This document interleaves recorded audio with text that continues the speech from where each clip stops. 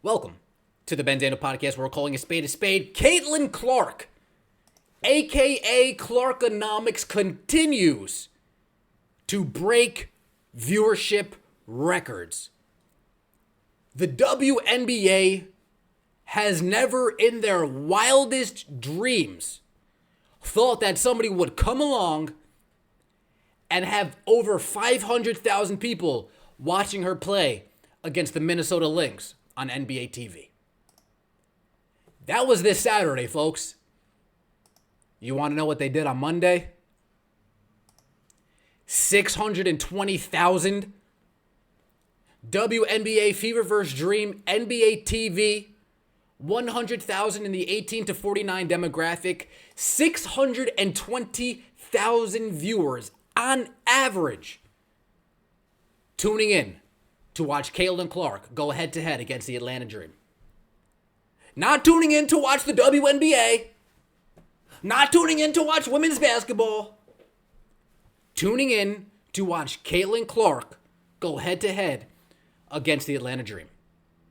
Now, last time we talked about this game, I brought up that the attendance record will be shattered in the state of Georgia. And it was.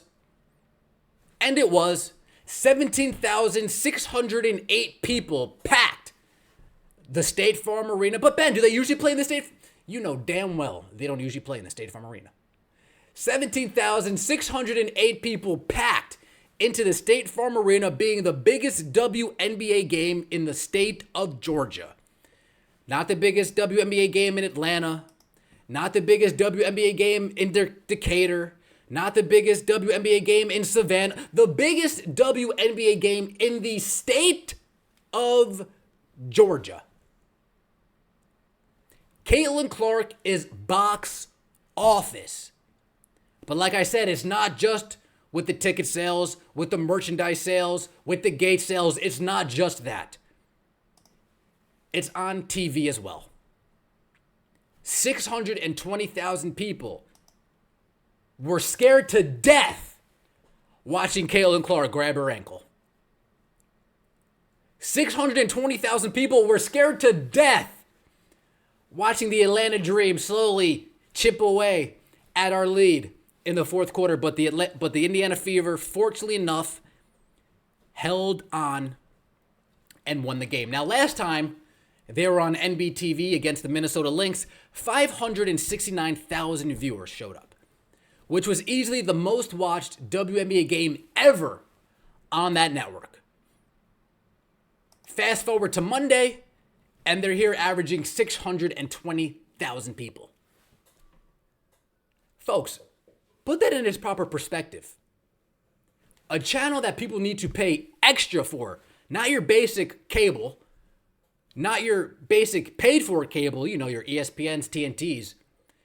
Your extra package gets you your NBA TV, gets you your NFL Red Zone, gets you your MLB network.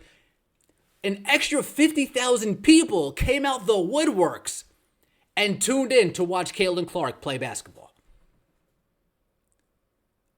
She is must-see TV. And she wasn't the only game playing that night. The New York Liberty faced off against the Phoenix Mercury right after. And about 170,000 people hung around to watch that game. Now, I keep letting you guys know I'm no mathematician, but quick math's telling me it's around a 60-65% drop-off. 60 to 65% of the people said, I don't want to watch this. 60 to 65% of the people said, I'm good on this. 450,000 people said, oh my God, what is this garbage? People would much rather watch Monday Night Raw or whatever news, late night news channel they decide to watch, or the Food Network, or whatever's on ABC, whatever sitcom or reality TV show. People would much rather watch all of that than the New York Liberty versus the Phoenix Mercury. Look at that. A drop-off in epic proportions. But Ben, that's not fair. They were playing at 9 o'clock. of course that many people aren't going to stay and watch them play at 9 o'clock. Well, I'm glad you brought that point up, folks. I'm actually very glad you brought that point up. Because, I've been on this ratings train all season long. Indiana Fever, Las Vegas Aces. What time do you think they played in Las Vegas?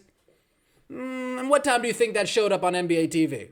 Okay, so when that game gets around 330,000 viewers, damn near half what the Phoenix Mercury and the New York Liberty did on the same network, on the same channel, with the same time slot, what's the excuse then? You see why I get so frustrated when people tell me everybody watches this, everybody watches that? It's a bunch of malarkey. It's a bunch of balderdash, as my old school history teacher would tell me.